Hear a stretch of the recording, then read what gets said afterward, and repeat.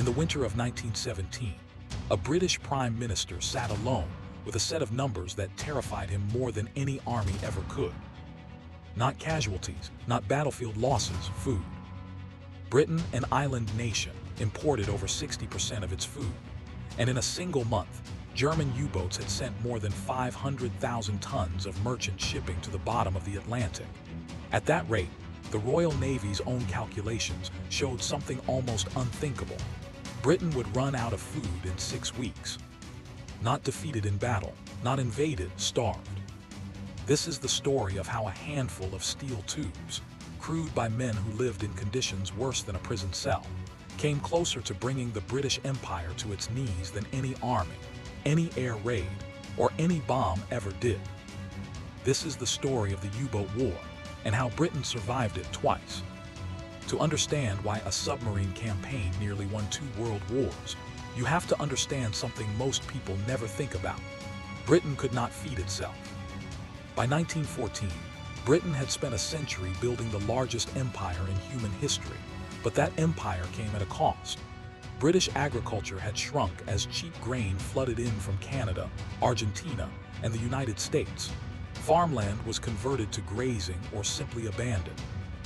By the time the First World War broke out, Britain imported roughly 2/3 of its food and nearly all of its raw materials for war production: rubber, oil, nitrates for explosives, even the timber to prop up trench walls. Every single one of those imports had to cross the Atlantic Ocean by ship. This wasn't a weakness anyone had planned for. For decades, the Royal Navy's entire strategy rested on one assumption: as long as Britain controlled the seas with its battleships, no enemy could ever threaten those supply lines. The Royal Navy had the largest surface fleet on Earth. It could blockade German ports, sink German battleships, and guarantee that British merchant convoys sailed unmolested. What nobody had fully reckoned with was a weapon that didn't need to defeat the Royal Navy at all. A weapon that could simply go around it, underneath the waves, invisible, striking without warning, and vanishing before anyone could respond. The submarine. Germany's naval command had a fraction of Britain's surface fleet.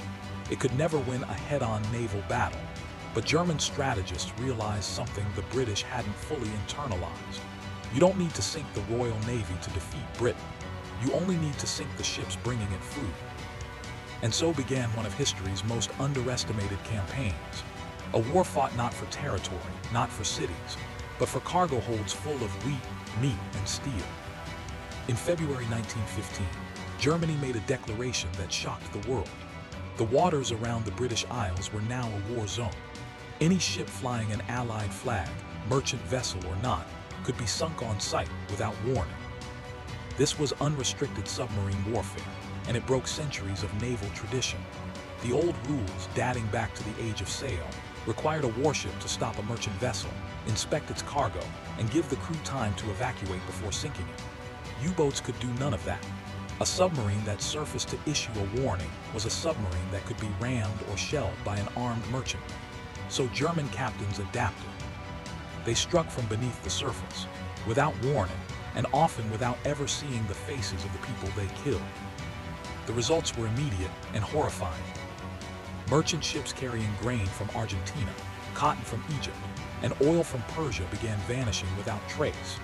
Sailors who had spent their entire careers on peaceful commercial runs suddenly found themselves in freezing water, watching their ships slide beneath the waves in minutes, with no rescue in sight for hours, sometimes days. By 1916, U-boats were sinking merchant ships faster than British shipyards could build replacements. But the campaign's most infamous moment came on May 7, 1915, when a German submarine torpedoed the ocean liner Lusitania off the coast of Ireland. Within 18 minutes, the ship, carrying nearly 2,000 passengers, was gone. Almost 1,200 people died, including well over 100 Americans. The sinking sparked global outrage. It pushed the still neutral United States dangerously close to entering the war on the Allied side. And Germany, wary of provoking American intervention, pulled back, temporarily restricting the U-boat campaign. But by early 1917, German high command made a fateful gamble. Facing stalemate on the Western Front, and a tightening British naval blockade that was slowly strangling German civilians, German leaders decided they had nothing left to lose. On February 1, 1917, Germany resumed unrestricted submarine warfare, this time with no restraint whatsoever. Every ship of every nation in the waters around Britain would be sunk without warning. The gamble very nearly worked. What happened over the following months is one of the most underappreciated near catastrophes in modern history. In April 1917 alone, U-boats sank over 850,000 tons of Allied shipping. Roughly 1 in every 4 ships that left a British port never returned. Britain was losing merchant vessels faster than the combined shipbuilding industries of Britain and the United States could replace them. The head of the Royal Navy presented the War Cabinet with a set of projections so grim that they were kept from the public entirely. At the current rate of loss, Britain's stockpiles of wheat, the single most critical import, would run out in a matter of weeks. Not months, weeks. Food prices in Britain were skyrocketing. Bread, the most basic staple of the British diet, became a subject of national anxiety. Rationing, something Britain had never needed even during its worst colonial wars, was being seriously discussed for the first time. And here is what makes this moment in history so chilling. The U-boat campaign of 1917 was, for a period of several months, winning.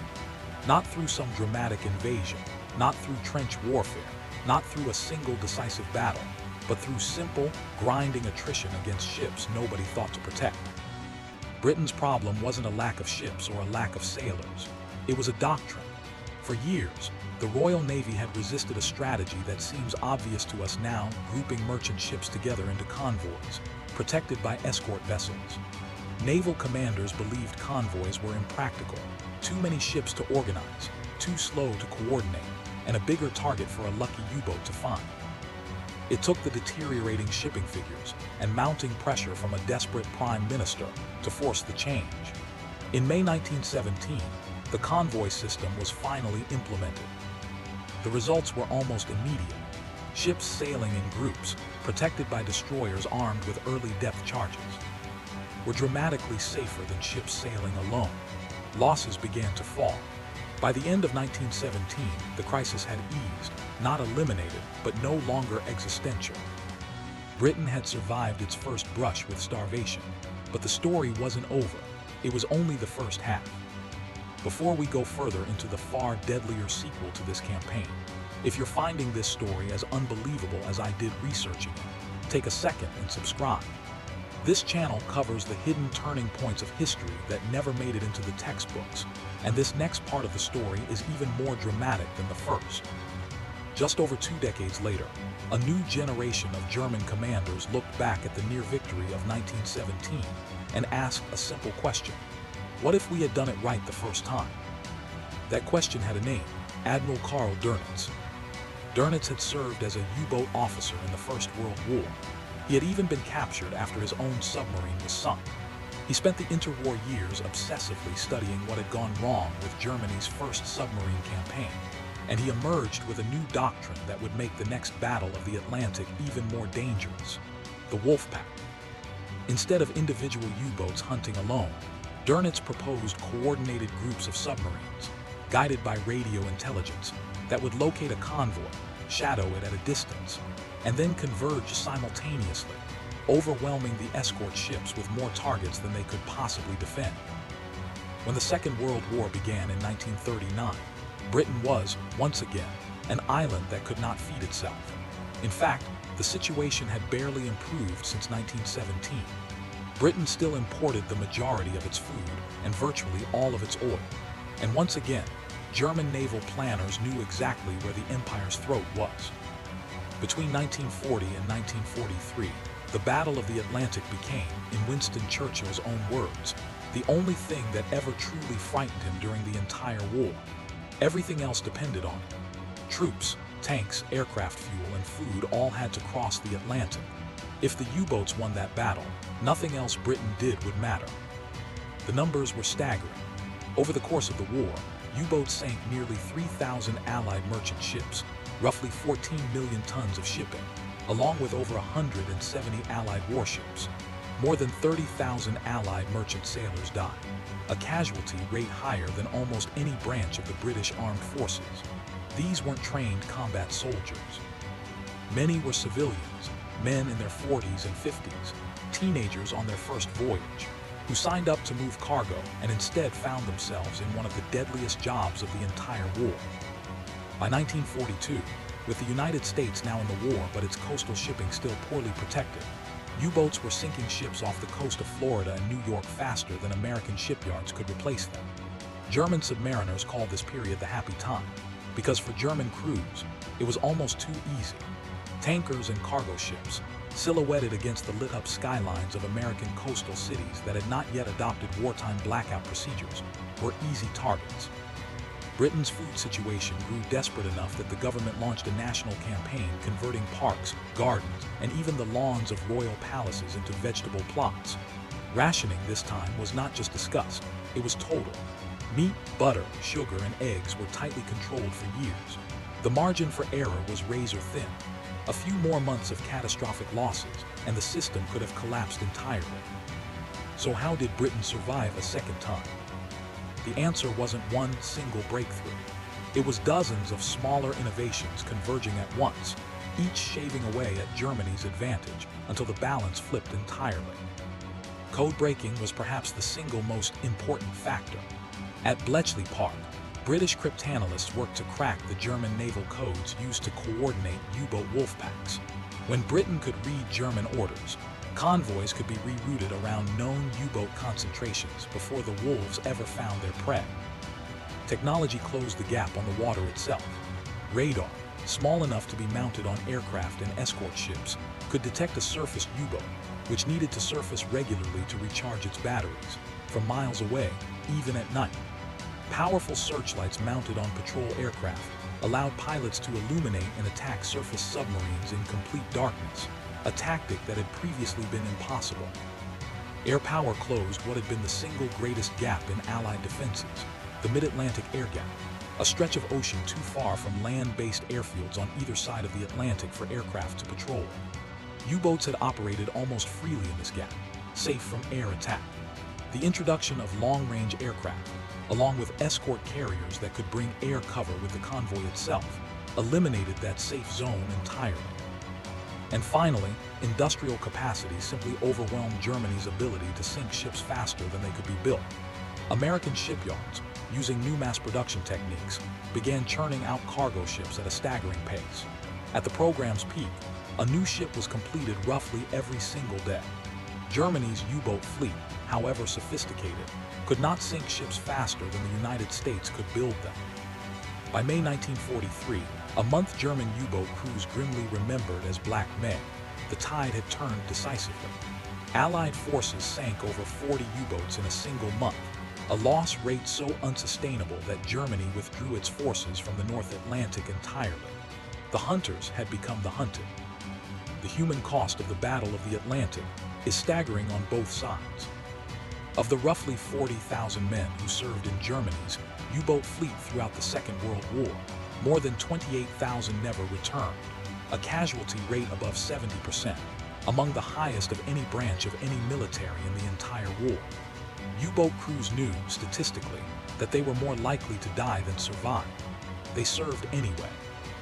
On the Allied side, tens of thousands of merchant sailors, men with no military training, no rank, and often no recognition, died delivering the food, fuel, and weapons that kept Britain in the war at all. For decades after the war, merchant mariners fought for the same recognition given to uniformed servicemen, despite suffering some of the highest casualty rates of the entire conflict. The strategic lesson embedded in this story is one that still shapes military and economic thinking today. An island nation's greatest vulnerability isn't always its army, navy, or air force. It's its supply lines. Britain never lost a single major land battle on its own soil in either world war. It came closest to defeat not from bombs or invasion, but from empty grain silos and starving civilians. Threatened by an enemy it often couldn't even see.